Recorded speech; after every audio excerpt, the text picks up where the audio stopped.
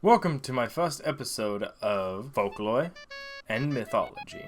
For my first episode here, I wanted to dive into the not so well known legend of the Kludde, a bat-winged, upright standing wolf with chains that hang from its legs from various parts of Belgium and the Netherlands. The Kludde is a very interesting creature that I've become a little bit obsessed with over these past few days after finding out exactly what it was. You good? Alright. Sneezing back there. Anyways, the Kludde is known by a lot of different names, such as Kludde, Kludde, or water Kludde, and they're all various forms on saying the word cloth or water cloth, for instance. So why does it have this strange and unusual name? Well, I'll get right into that right after I tell our story on the origin of the Kludde and how it came to be in the first place. So our story begins sometime in the 18th century of Belgium, near a small town called Turnhout. Nearby the town of Turnhout was a small rundown cottage in the woods, and inside that cottage lived a woman who could be nothing else than a witch, because she was fucking ugly. And all of the town folk knew that she was a witch due to the fact that she kept constantly summoning spirits to her cottage. You know, that's like kind of a dead giveaway if you ask me. Well, one day the townsfolk decided that they needed to deal with her themselves for fear of the spirits infecting over into their town and causing havoc. Dare I say, my good lad, I believe we should do something about that witch. I agree.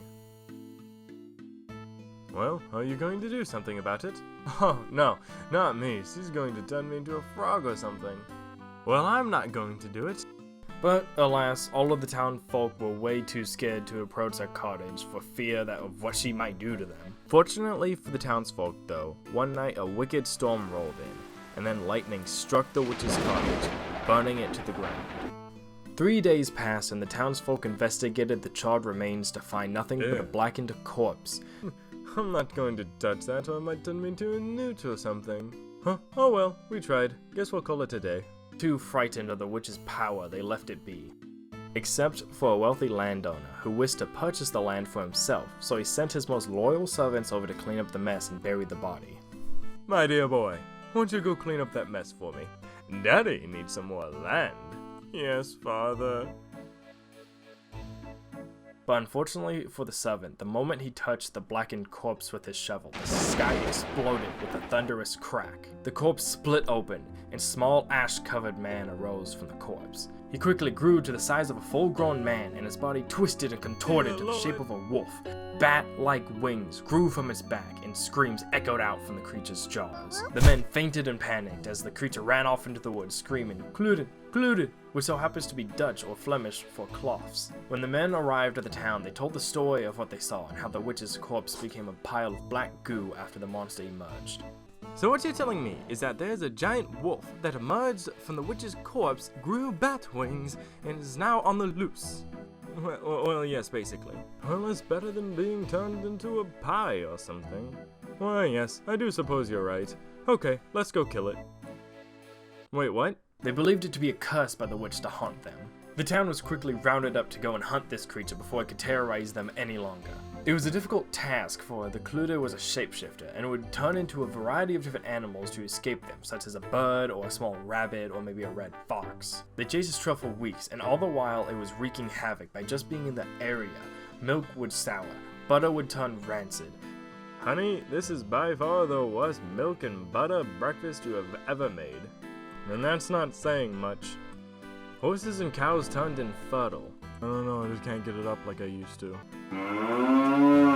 Once the hunters finally caught up to the beast, all of their weapons seemed to pass through it as if it was made of smoke. One man managed to pin it to the wall, only for it to shoot a ball of fire into the man's eyes, killing him. Instantly, obviously, fire does that. Well, it's still better than being turned into a mouse or something. Some say if you come across it, it will only play a little prank on you.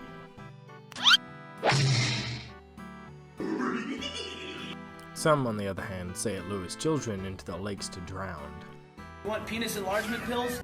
There are many different stories of the Kludde, some with varying abilities. Some say that if you kill it, 7 more will sprout from its body, others saying it's the devil itself. The earliest record recorded of the Kludde is from the Brabant's Folklore, a 1921 Belgian book by the Commission of the Provincial Services for Historical and Folkloric Research.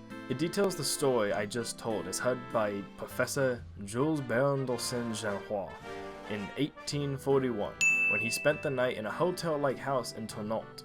Many of the men who were staying there that night were telling tales by the fireplace. Whenever they saw Jules, they asked him if he knew of the tale of the Kludde. When he said that he had not heard of it, they promptly told him the tale. He then subsequently took a record of it. So far we've learned many things of the Kludde. Well, remember how I said earlier in the story how it ran off saying Kludde, Kludde? Well, when it ran off, it was yelling cloths, cloths. And of course, the townsfolk, not knowing what this creature was and saying random words while running away, they ended up naming it after the words that it was saying, but slightly shortened. But that still doesn't explain why did it say that directly after emerging from the witch. Why was it yelling cloth, cloth? Well, in one legend that comes from Verhelen, it is said that the Kludde was chasing after a woman when she threw her cloth handkerchief into its mouth. The Kludde stopped in its tracks. And just like the Dutch werewolfen, or werewolf, it is forced to tear the handkerchief apart fabric by fabric. Kind of like how if you pour a bunch of rice in front of a vampire, it has to count each individual piece. Not again. Yeah, I'm not really sure what's up with mythological beings and having like extreme OCD. Well, the next morning, the town folk noticed that one of the people living in the town had a bunch of fabric stuck in their mouth, and they were identified as the Kludde. Is that fabric in your mouth? No. Prepare the bonfire. The Kludde makes an appearance as well in a couple of Belgium comic series called Suske and Wiske, which is a very popular Belgium comic series which features many of Flemish folktales and other such things. In America, it is called Willy and Wanda, and I think Britain it's called Spike and Susie. The Kludde is featured in Des Zwarte Madame, which is the Black Lady, alongside the Longe Vapper. Unfortunately, I can't tell you too much about the story. I know that the Kludde transforms into a black cat and I think plays some pranks on some people with the Longe Vapper, because they're both pranksters and shapeshifters. But I was not able to find an English translation, and I didn't want to sit there and translate a bunch of Flemish into English, because it wasn't really going to be too necessary. Overall, the Kludde is which I hope I'm pronouncing correct enough, I've been trying, kind of interesting creature from Flemish and Dutch folklore that I just been obsessed with.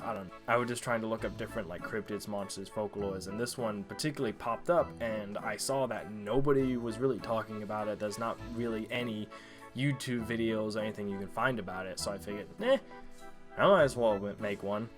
And it's kind of inspired me to make this whole channel based on it, because it's something I'm very passionate about, and I want to make a bunch of other videos of a bunch of different cultures and all of their different, folklore, cryptid stuff that you don't quite hear about as often as something like the Sasquatch or something, all those popular myths. I want to get deep down into the unheard of ones that haven't been talked about yet and can be appreciated.